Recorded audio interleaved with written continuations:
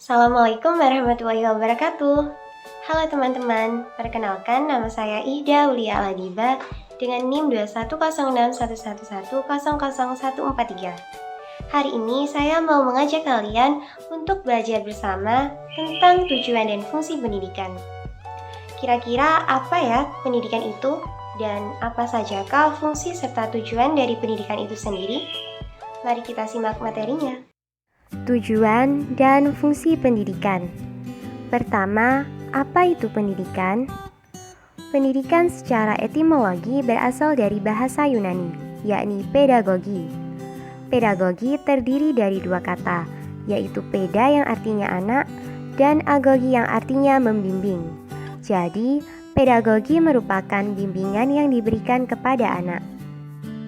Sedangkan menurut Kamus Besar Bahasa Indonesia, pendidikan adalah proses perubahan sikap dan tata laku seseorang atau kelompok orang dalam usaha mendewasakan manusia melalui upaya pengajaran dan pelatihan. Nah, apa sajakah tujuan pendidikan nasional? Tujuan yang pertama tertuang dalam Undang-Undang Dasar 1945 Pasal 31 Ayat 3 dan Ayat 5. Pasal 3 berbunyi, pemerintah mengusahakan dan menyelenggarakan satu sistem pendidikan nasional yang meningkatkan keimanan dan ketakwaan serta akhlak mulia dalam rangka mencerdaskan kehidupan bangsa yang diatur dengan undang-undang. Sedangkan pasal 5 berbunyi, pemerintah memajukan ilmu pengetahuan dan teknologi dengan menunjang tinggi nilai-nilai agama dan persatuan bangsa untuk kemajuan peradaban serta kesejahteraan umat manusia. Tujuan yang kedua tertuang dalam Undang-Undang Nomor 2 Tahun 1985 yang berbunyi, tujuan pendidikan yaitu mencerdaskan kehidupan bangsa dan mengembangkan manusia yang seutuhnya, yaitu yang beriman dan bertakwa kepada Tuhan Yang Maha Esa dan berbudi pekerti luhur, memiliki pengetahuan dan keterampilan, kesehatan jasmani dan rohani, kepribadian yang mantap dan mandiri, serta rasa tanggung jawab kemasyarakatan bangsa. Tujuan selanjutnya tertuang dalam Undang-Undang Nomor 20 Tahun 2003 Pasal 3, yakni pendidikan nasional berfungsi mengembangkan kemampuan dan membentuk watak serta peradaban bangsa yang bermartabat dalam rangka mencerdaskan kehidupan bangsa, bertujuan untuk berkembangnya potensi peserta didik agar menjadi manusia yang beriman dan bertakwa kepada Tuhan Yang Maha Esa, berakhlak mulia, sehat, berilmu, cakap, kreatif, mandiri, dan menjadi warga negara demokratis serta bertanggung jawab.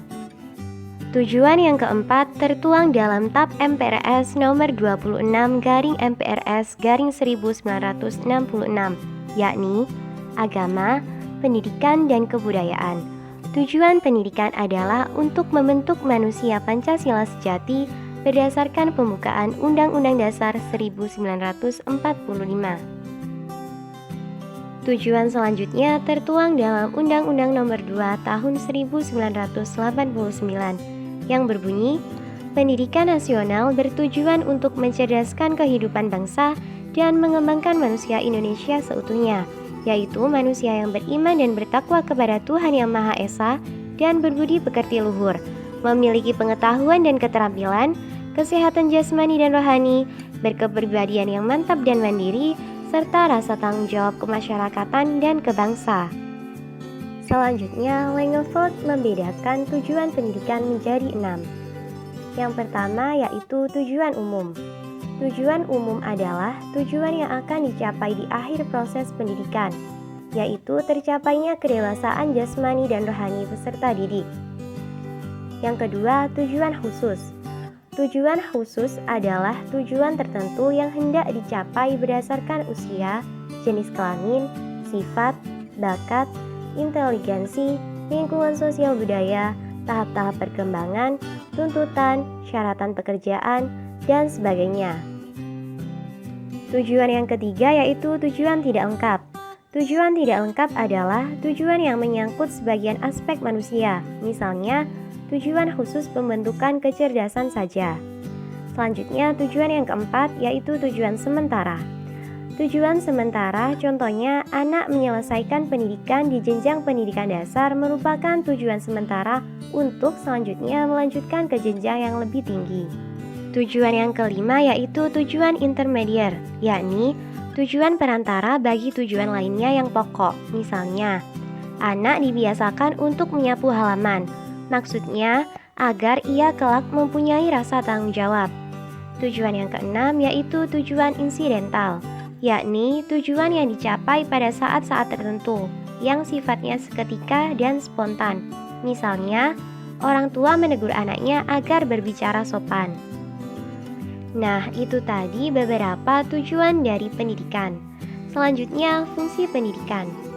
Mengacu pada Undang-Undang Nomor 20 Tahun 2003 tentang Sistem Pendidikan Nasional, fungsi pendidikan adalah: pendidikan nasional berfungsi mengembangkan kemampuan dan membentuk watak serta peradaban bangsa yang bermartabat dalam rangka mencerdaskan kehidupan bangsa, yang bertujuan untuk mengembangkan potensi peserta didik agar menjadi manusia yang beriman dan bertakwa kepada Tuhan Yang Maha Esa, berakhlak mulia, sehat, berilmu, cakap, kreatif, mandiri, dan menjadi warga negara yang demokratis dan bertanggung jawab.